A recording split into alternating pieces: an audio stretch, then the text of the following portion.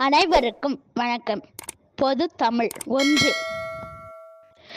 கடைசங்க காலத்தில் தமிழ் எழுத்துக்கள் எழுதப்பட்ட எழுத்துக்கள் எவ்வாறு அழைக்கப்பட்டன? விடை: கண் எழுத்து. 2. தமிழ் எழுத்துக்களில் மிகப்பெரிய சீர்திருத்தங்களை செய்தவர் யார்? விடை: வீரமா முனிவர். 3.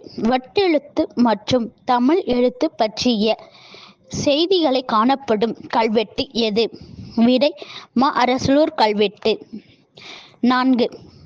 வளையாக்கோடு அமைந்த மிக பழமையான தமிழ் எழுத்துக்கள் எவ்வாறு அழைக்கப்பட்டன? விடை: வட்டெழுத்து. 5. நெட்டெழுத்துக்கள் 7 ஓர் எழுத்து ஒரு மொழி என்றவர் யார்? விடை: தொல்காப்பியம். 6. ஓர் எழுத்து ஒரு மொழி எழுத்துக்கள் எத்தனை தொகுதிகள் உள்ளன? விடை: 42. 7. ஆமாம் என்ற சொல் பொருள் என்ன?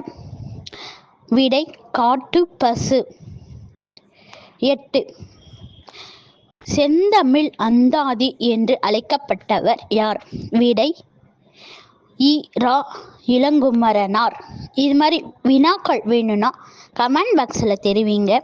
லைக் பண்ணுங்க, நிறைய பேருக்கு ஷேர் பண்ணி விடுங்க, சப்ஸ்கிரைப் பண்ணுங்க. நன்றி.